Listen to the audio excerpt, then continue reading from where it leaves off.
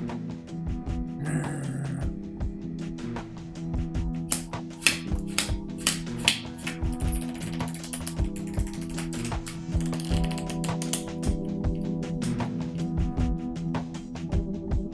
everybody, this is Nelson Dellis, four-time USA Memory Champion, and we have a special guest today, Yusnier Viera, what's your name now? Is it the Human Calculator? No, that's Scott. You're the Human Calendar, right? Exactly, yeah. My name is Yusnier Viera. I'm the Human Calendar because I have Guinness World Record doing mental math. And thank you, Nelson, for this great interview. Yeah, no worries. Here we are. Yeah, so we haven't caught up in a while. Yusnier and I are both from Miami, and I moved to New York for a little bit, so I've kind of missed out on his recent success. I mean, you've done some crazy things in the past year. Like, what did you tell everybody what you were just doing?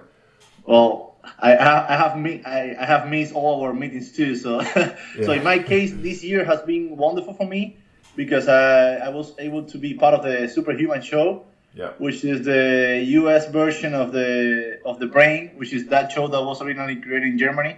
Yeah, I was part of the show in Germany, China, France, South America. I think you did. Brazil. I was part of the Brazilian version too. And I'm originally from Cuba, but in Brazil we did the Latin American version of the Brain, called Super Brains or Super Cerebros in Spanish. Yeah. And for me, being in this show was a great experience because they wanted me to do something different. It's something that is called flash math, or some people call it flash Anzans. Yeah. Which is pretty much numbers that are flashing on a board, huge numbers flashing on a board, and I need to add them up, like 10 2D numbers. I need to add them up I'm talking about in a matter of seconds. So they literally flash the numbers. Yeah, they were flashing the numbers. There were like three rounds. In the first round, the numbers were flashing for 300 milliseconds. Okay. So 3/10 of a second. Yeah. In the second round was just 2/10 of a second, so 200 milliseconds. And the last round, the lightning round, was 100 milliseconds. It was crazy. It was crazy. Yeah. For me, that was kind of impossible at the beginning because I didn't have the preparation for that.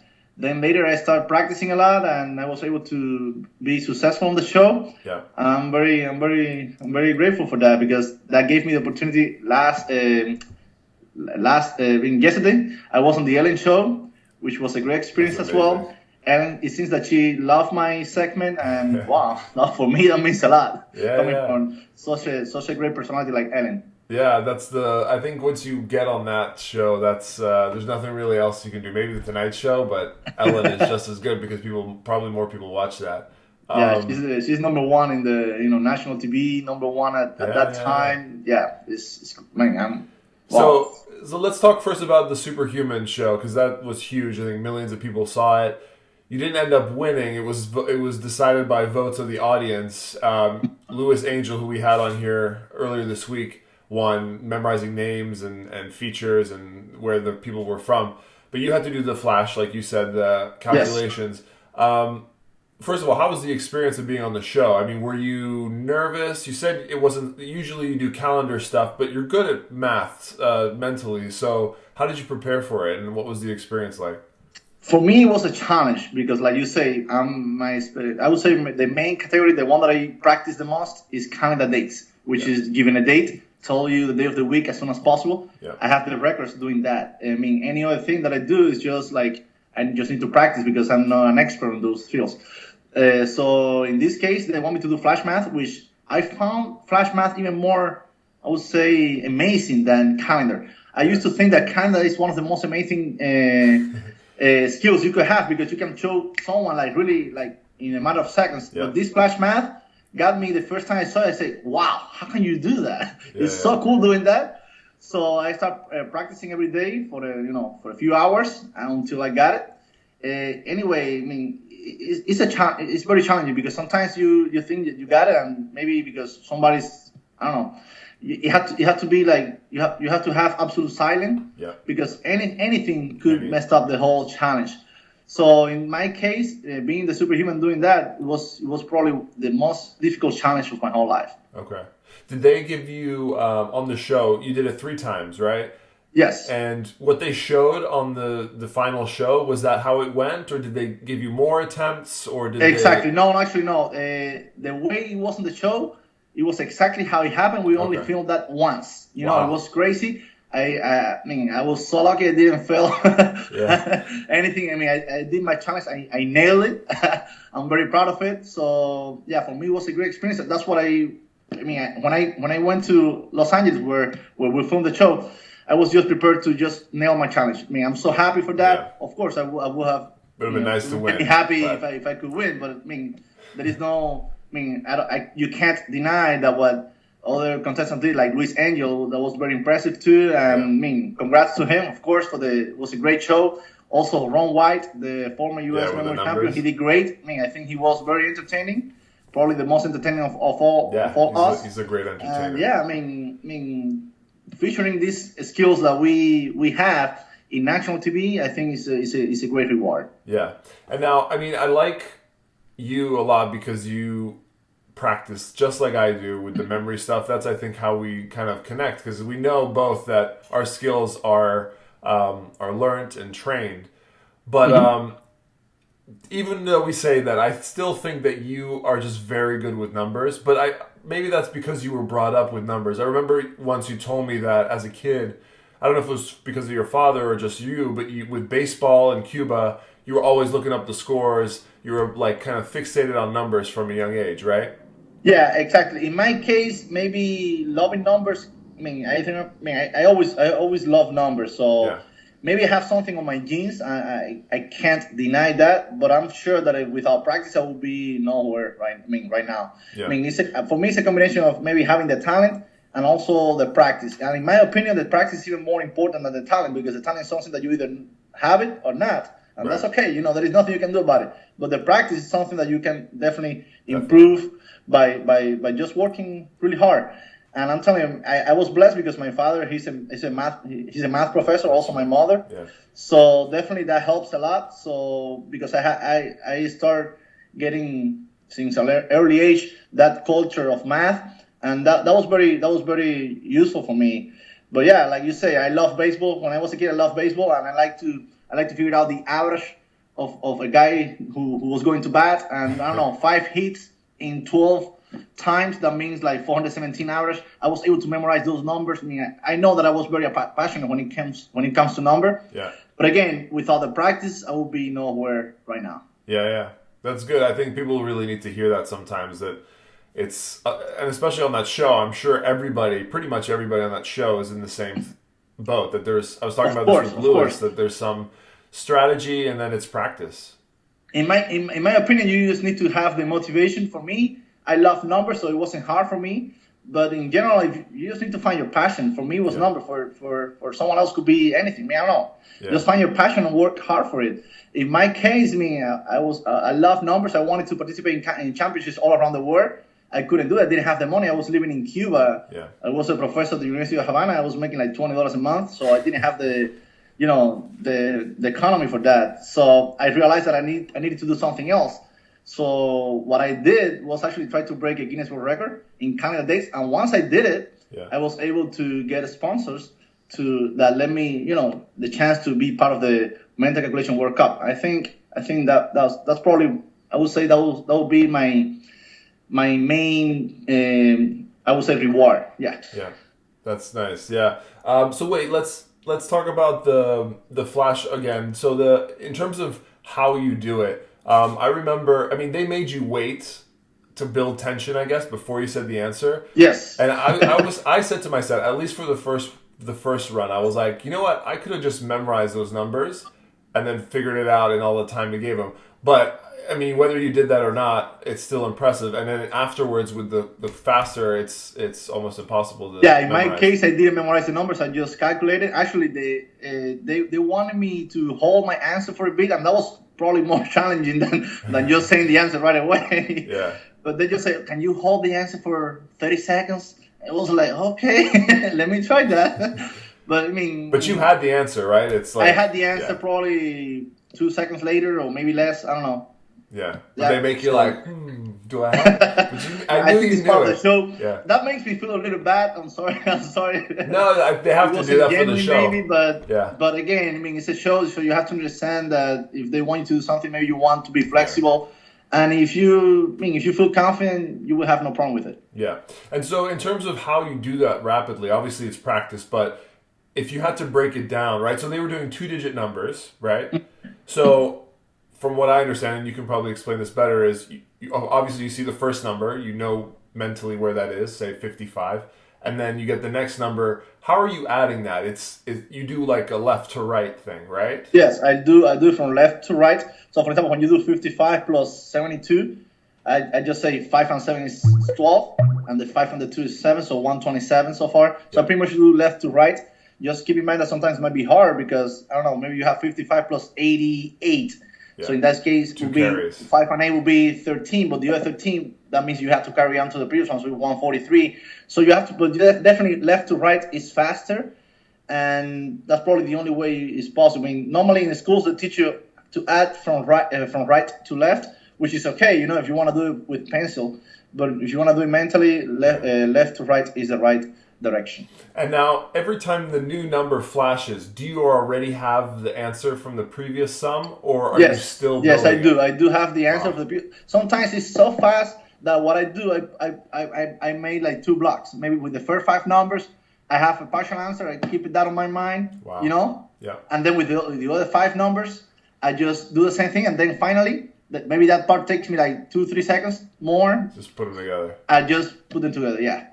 So yeah, sometimes that's what I do, depending on how fast it is. Sometimes it's so fast that I need to split it in 2 blocks at least. That's crazy. And I assume that because of practice and doing it, at first, you're slower, but when you do it on the show, for example, or now, it's almost a feeling, right? Like if I say 2 plus 8, I don't have to be like 8, 9, 10. No. You just know it's 10, but you can do that the same way that you need to know your tables, you need to know your addition facts. Yeah. You need to know, the main addition facts at some point, right? And in my case, I expand my addition facts to all the way to 100. So when you say 58 plus 27, you need to know right away what the answer is. Oh, the answer is 85. You need to know those things right away, and also knowing your complements. I'm going to explain what that means later. Knowing your complements is very useful. For example, when I have the 55 plus 88 that was doing before, the way I actually do it is the following. I know that 88, what I call the complement, would be the number that you need to add up to get 100.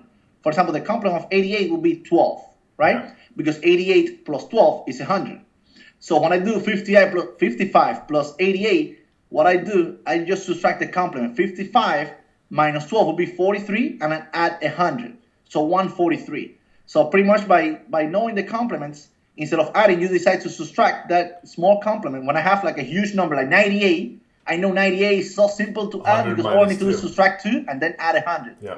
So using those rules is definitely very useful because you will have at least 4 or 5 big numbers that if you use a complement, you will save time and you will be more accurate. Yeah. For sure. I remember when I first got into memory mind stuff, the first thing that fascinated me the most was mental calculation.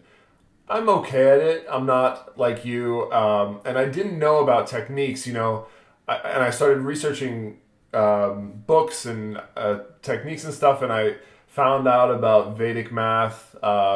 Scott Flansburgh has a book, or there's all these things out there that teach you about complements and faster ways to do the cross multiplication and stuff like that, and square roots and all that. I thought that was fascinating that there are all these shortcuts to math that they don't even teach you in school, And that's a problem. I mean, one thing that I'm fighting for is why not including those shortcuts in all the schools. I think when it comes to memory and mental calculations, we are way behind other countries. Yeah. And I think it's because we don't teach all the kids in the schools. If you see people in India, they have a lot of schools of just memory and mental calculation. I mean, when I see that, it's like, wow, we need to do the same in U.S. We're a great country. We are, why not? Why not?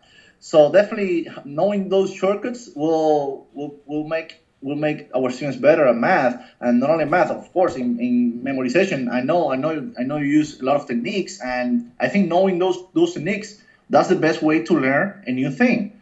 And again, I'm fighting for this. We just created another thing that is called Hectoc, which is an app that is available. I was going to ask you about that. Yeah. So you can ask me later about that if you want. Yeah, we'll talk about it. Yeah, I mean, we're trying to innovate with products, so we can have our students excited about this. Yeah. So 2 things I want to mention is the Hectoc in a second, but more on the general idea you just said in terms of teaching kids these techniques.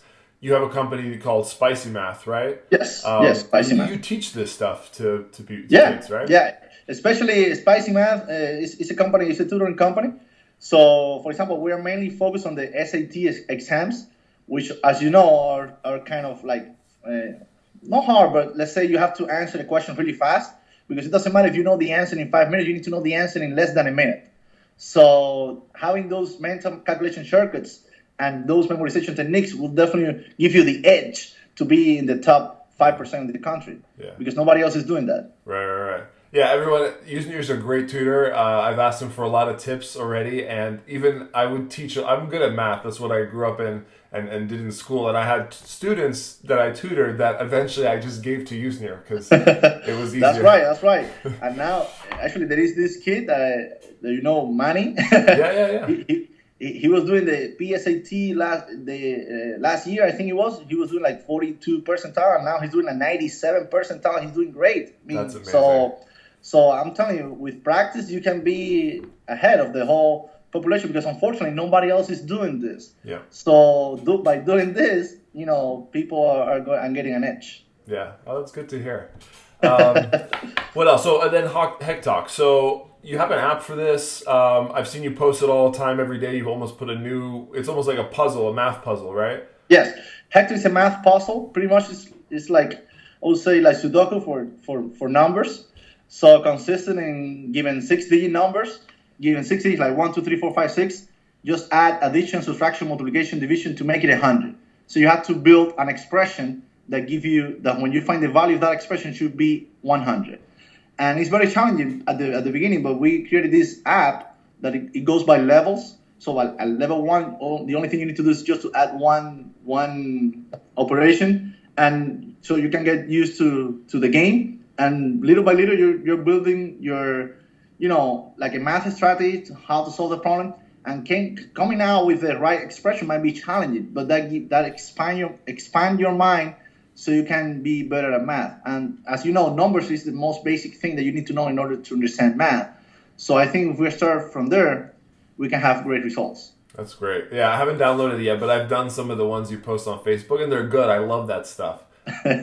Yeah, you'll see. Level 1 is super easy. Level 2 is a little more complicated, but you get used to the feeling of building the expression, which sometimes we know how to do it, but when it comes to actually put it on paper, we don't know exactly what we should put. Sometimes we don't even know. I found a lot of college students that don't even know the order of operations.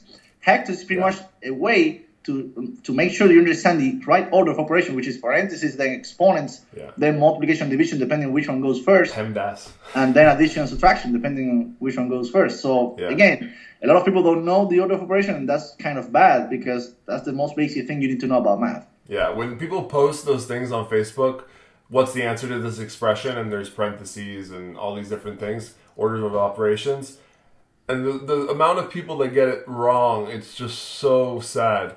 Yeah, unfortunately, really it's always less than 50%. Always less than 50%, unfortunately. We need to change that. I know it's a big, huge challenge, but again, I feel strong. I'm young like you, so I know I'm going to be fighting this my whole life. The best thing about those things is that, everybody comments, and most of them are incorrect, but then the one guy who knows math puts the right answer, and then the people who did it wrong are like, no, that's wrong. What are you talking about? Exactly. I the other day I read this comment. It was like somebody who got the answer wrong. I say it's simple. It's order of operation. I say, really? Yeah, it's simple. You're right. I mean, it's order of operation, but you got it wrong. That means you don't know. So you know that you have to follow some order, but you don't know the right order. So unfortunately, we need to change that. Yeah.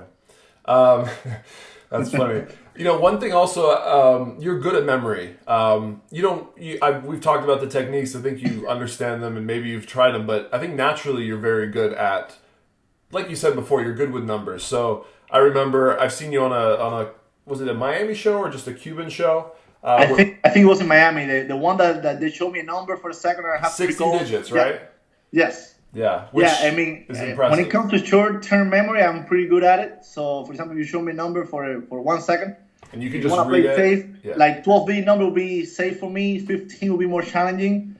Yeah, I can recall the number just by looking at 1 second, the 15 digits, and yeah, pretty much I'm using pretty much no technique. I'm using a little technique, but it's pretty much I would say it's called eidetic memory, right?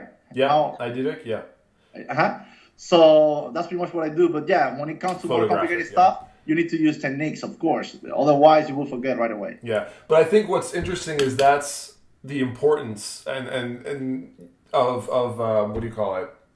Number sense, right? Growing up with number sense, like having it in your life from a young age. Obviously, having parents that are mathematicians and being interested in sports helps. But you know, if you in America, everybody's so scared of math and numbers, and everybody's so bad at it, and I think it's poorly taught. But if it's given to the kids at a young age at the right way, that's fun and interesting. Like, imagine the things you can grow up to do, like being able to just be good at numbers without much effort, and then with practice, you're even better. You know. Of course, I believe the system in America is actually not good. I mean, when you look at the system in paper, the curriculum in paper is actually great. So we have done so many things that in paper they look awesome, but in real life we don't apply those things correctly. I don't know if it is because of the professor or maybe because the system is just too broad that we want to do so many things that we end up doing nothing. In my opinion, we might need to do less things but go more deep. You know, like having a sense of number. People don't need to know how to add fractions. So those are basic things that you will use your whole life. When you go shopping, you need to understand what that means. That sign that says 25% off. You need to know what that means. Get one buy one get one free. You need to know that you will get at most 25% because of that. And you need to know so many things that are so basic, so important that I think if we just focus on those things like numbers, algebra, we're gonna do great. Yeah. Cool. Let's talk about the dates. I love this stuff. Can I just test you on a couple? Do you mind? Of course. All right. I'll do this one because I know what it is. February 4th, 1984. That was your birthday. Yeah. I know you were born on Saturday. That's a Saturday. I knew. That one's good. All right. Let's try. I'm going to look at the calendar here. Let's try something this year. Can you do this year? Yeah? Okay. February 4th this year is going to be a Thursday, but yeah. Okay. Thank you. Let's say June of this year, 16th. Thursday. Wow. Yep, that's fast. All right, let's try November 29th. Tuesday. That's good. All right, let's try in the past. Okay. In the past, you mean January this year? No, let's try. I'll give you the year. Let's say 2011. 2011, uh-huh. Oh, actually, I know this one. May 13th, 2011. Friday. That was a Friday. Yeah. That was also the day that I went for the summit of Everest. And it was a Friday the 13th. That was a bad day, Friday the 13th? Wow. Yeah. All right, hold on one second. Let's see. Let me do it this way. So how far back can you go? Well, in theory, we can go as far as 1582 because before 1582, there were so many calendars that it's hard to say the day of the week. But if we go all the way to 1582, like that's when the Pope Gregorian, he installed, he proposed the Gregorian calendar. All right, let's try 1965. 1965, uh-huh. August 9th. That was a Monday. Fuck, man, that's amazing. Yeah, yes, it was. All right, hang on. Let's try 18th century, and then I'm gonna stop. This is like child's play to you. Of course. For me, it's like fun, so don't worry. Okay. All right, let's try 1891. 1891, uh-huh. December 10th. That was a Saturday. December 10th? Sorry, that was a Thursday. Yeah, there you go. Okay. That's good. Cool. So a lot of people don't know that there's actually a formula for this. Yes. But you have a version of it where it's just like, all you're doing is some quick addition, right? Exactly. When you told me 1891, December 10th, what I did in my head was 91 plus 23, because when you divide 91 by 4, that gives you somehow the number of leap days. That would be 22 point something. You always round up. So 91 plus 23 is 114 plus 3 more, because that 19th century, it's actually 19th century you asked me, it's actually 3 more. So I just, it would be 117, right? So 91, let me do it again. 1891. 3, 117, plus 10 will be 127 plus 3, because for me December is number 3, is 130 You know, Yeah. 130. When you divide by 7, the remainder is 4. When the remainder is 1, it's a Monday. When the remainder is 2, it's a Tuesday, Wednesday. When it's 4, of course, a Thursday. Yeah. 5 is a Friday, Saturday, and 0 will be a Sunday. Of course, after you practice it for a while, you tend to memorize intermediate results. I didn't mean to memorize them, but yeah, somehow through practice, to the point that by practicing it just comes to your mind right away. Yeah. So hang on, let's break it down for a second, just so people get it. So, 18th century, there's a number associated with the century, right? Exactly. So we have a number for the year. Well, the year we just take that year. Yeah. Doesn't matter, and we need to divide it by 4. So 91, right? Exactly, like year 91, exactly 91. 1891 will be 91. And you can actually do the division by 7 already if you want, right? Like exactly. 91 is divisible by 7. You pretty much forget about the 91 part. Yeah. Yes, you can do that, of course. The good thing about this method is that you can divide by 7 at any time, and you just get the remainder, and you can continue. Right. And just to be clear, you only need the remainder. You don't actually need the results. Exactly. So let's start again. Yeah. I got the 91, and I divided that by 4. And add 1. When you divide 91 by 4, it's 22 point something, almost 23. Let's get 22, but because you always have to add 1 anyway, so it will be 23 the whole total. Okay. So 91 plus 23 will be 114. Okay? Then we have a number for the century. For me, 19th century, which is 18 something, 19th century is always plus 3. Okay? Yeah. If it is 20th century, it will be plus 1. If it is this century, the 21st century will be 0. And that's just figured out somewhere. You just memorize that, right? Exactly. You just know them. The good thing is that you only need to memorize 4 centuries because every 400 years, everything's going to repeat. Yeah. So if you want to do the 25th century, that will be the same as the 21st. So you only need to memorize. What I do, I just memorize the 18th century, the 19th century, the 20th century, and the 21st century. That's it. And then it repeats. And then it repeats. So for me, the 19th century will be plus 3. So we had 91 plus 23 was 114, plus 3 more, 117. Yeah. Then you add the day. You say day 10th. So 117 plus 10 will be 127, right? Yeah. And then finally, which is probably the other thing that you have, that's the other thing that you have to memorize. For each month, you need to know a number. For me, December was number 3, okay? I do it in a way that I start by January being a 5, February being a 1, and so on. For me, December will be number 3. So that 127 you need to add 3 to that 127. Okay. You get 130. That's your total, okay? And that 130, you need to divide it by 7. When you divide 130 by 7, you don't care about the quotient. You don't care about the result. You only care about the remainder, the leftover. The leftover, when you do it, 7 goes exactly 19 times. Well, actually, 18 times. 18 times into 130. Because 18 times 7 is 126. Okay. So you have a leftover of 4, a remainder of 4. When the remainder is 0, it will be a Sunday, 1 is a Monday, 2 is a Tuesday, 3 is a Wednesday, and 4, in this case, it was a Thursday. Yeah. So, I know it takes more time to explain that to do. Believe me, at the beginning, it's hard, but once you get used to it, it's actually pretty simple. It's simple stuff that if you practice as much as I do, it will come to you kind of natural. Yeah, and like you said, a lot of it is just knowing a code for the century, for the day of the week, and then the what do you call it, the month, right? The month. So pretty much you need to know 4 codes. Leap years, you gotta 4 numbers for each of the 4 centuries that we're talking about, because it's gonna repeat anyway after 4 centuries, and 12 numbers for each month, and knowing that 0 is a Sunday and all that might be natural anyway, because that's the first day of the week. Maybe for you, if you work, you like to say it's Monday, then the second one day is Tuesday. So it's just natural things. That's an easy one. That's cool. Yeah. And so what's your record right now in that? My record right now is calculating 111 dates in 1 minute. That's crazy. And I know so what random you're thinking. dates, right? Like from all we're those talking centuries. about random dates between the 1600 and the 2100. So we're talking about a 500 years of range, and I need to calculate them as soon as possible. And in this case, of course, it's different. It's not that you ask me the date and I tell you the day of the week, because that will take longer. The way it is, I have a software that pretty much when I click enter, a bunch of days are going to be displayed in front of me. And if I think the first day, I have to go in order. I can't skip any date. Okay. If I think the first date is a Monday, I just press 1 on my keyboard. If I think the day is a Tuesday, I press 2, 3 for the Wednesday, and so on. Yeah. So pretty much I'm just pressing keys for a minute. And last time I did it was on October 31st last year, 2015. It's Saturday. It's hard for me Saturday. to not to say the day of the week. Yeah. I was able to press 111 correct keys in 1 minute, That's and crazy. that's the current record right now. That's I crazy. have two other records also in calendar in different categories. One of them is like 20 dates of the century, of the current century. So we're talking about this century in the less time possible. That one I broke it on 2010. I was able to calculate 20 dates in 8.05 seconds.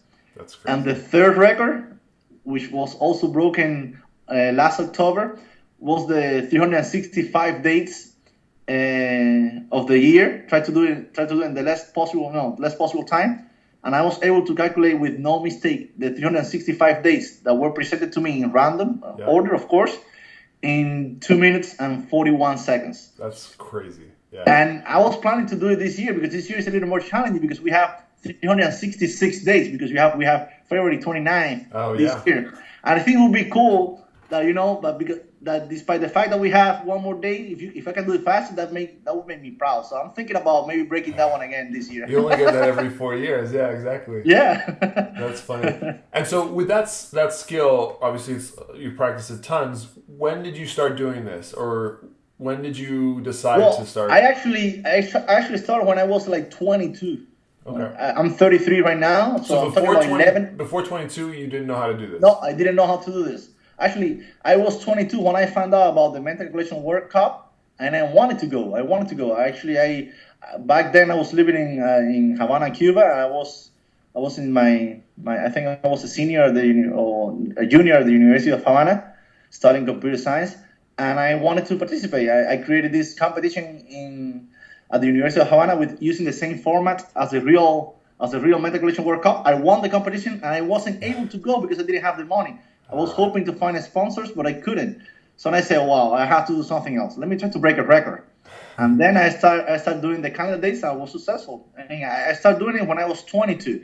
I created my own algorithm, which is the one that I was mentioning. Later, I found out that a lot of people are doing kind of the same algorithm. For me, in my opinion, my algorithm is actually pretty good, considering that because we have the 400 years thing that I was telling you before. Every 400 years, everything repeats. So I did it in a way that the 21st century, which is the current century, is zero. So I don't have to add anything, which means that also the 17th century is also a zero. So out of the 500 range of years, I have 200 years, 200 years that I don't have to add anything, which makes me maybe a little faster. Yeah. But again, it's not only about doing math really fast. You have to coordinate a lot of things. You have to coordinate your fingers to answer as fast as they can. Right. There are a lot of details that you don't know. The best way to practice for a competition is to do exactly what the competition is requires you to do. Yeah. So what I do normally, I have found a lot of shortcuts on the road. At the beginning, I was able to do maybe 30 days, and I was proud of, wow, 30 days in a minute, that's amazing, And it is actually amazing. I remember my first record, I did like 42 dates, and for me, it was like, wow. I mean, I thought it was impossible to do something more than that. But then later, I found out all the tricks. Like, for example, one thing that I do, when I'm answering one date, I'm calculating the next one. So I'm kind of multitasking there. So those are things that you will only find out if you just try hard. Yeah. So quick question, just because I'm curious. So when, let's say in 2035, February 4th, what day will be my birthday? Saturday. It will be Sunday. Sorry. As a Sunday? Okay. Yeah. All right, I'll check. 2035. When I turn that year, I'll let you know if it actually was. I mean, I can also look, but it'll be more fun that way. You will turn 51, right? Yeah. I guess so. Yeah. I don't know. I don't want to do the math. I'll let you do the math. All right. So one more question before we go. What's next? What are your plans for this year? Where do you go my next mission is just to keep growing. You have to inspire a lot of people to do the same thing as you. So our next immediate challenge will be, I'm going to be part of the organization of the Memoriad 2016. Oh, yeah. Which, by the way, I would like to invite everyone that is watching us right now to register as soon as possible, because we have limited registration. So, and depending on the number of people that are going to register, we're going to select the best, So we want to increase the number of countries participating in this Memoriad this year. So we definitely are looking forward to see all the possible registrations. So yeah, Is that's it the open? next. Is the registration open? I think it's open. I can double check that later. But yeah, I think it's open right now in the Memoriad website. So you just go to www.memoriad.com. Don't forget Memoriad, MEMORIAD.com. You can register. If not, I will find out what is going on, and next week I promise it will be up. Okay. Yeah, that's in Las Vegas. It's a combination of mental, math, and memory. So I'll be there. This is a very interesting competition because we're like you say, we're combining mental calculation, memory, fast reading. Even fast reading is going to be there. So if you feel like you can read fast, or you can just memorize things, or you just like to do mental calculation, this is the competition for you. We do once every 4 years, so you don't want to miss this one unless you want to wait until 2020. So yeah, I encourage you to compete in this great competition in Las Vegas. It's going to be in November, so just start making plans. There you go. Cool. Well, I'll be back in Miami soon, and hope we do some stuff together again. So spicymath.com is your website. Check it out if you want to learn more about Yusnier. His app is in the App Store, Hectoc. I think it's for Hectoc Android as well, right? HECTOC. Yeah, so, I'll put a link. Okay, perfect. So Hectoc.com, that's the app you want to try to be better at math. Yeah, and then you have a book, I think, on Amazon, right? I have a book with this, which is for beginners. Yep. So if you don't know anything about the mental calculation word, this is the book for you. It's called Mental Calculation Basic Course. Cool. All right, well, thanks so much, Yusnier. Good luck. I'll see you soon. No, thank you, Nelson. I know you're going to be doing great things. You are the 4-time U.S. memory champion. I know you love doing what you do. So, it will be my pleasure to meet you again here in Miami. And there is a lot that we need to discuss. So, let's go for it. Let's go. And this year, I'm going to finally figure out how to do those square roots fast. Great. And I will figure out to do some memory things, and maybe I can go to the U.S. Memory Championship. Yes, Why not? Yes. Awesome. Well, thanks everyone for watching. Stay tuned next time for my next interview, and check out Yusnier's stuff. Thank you.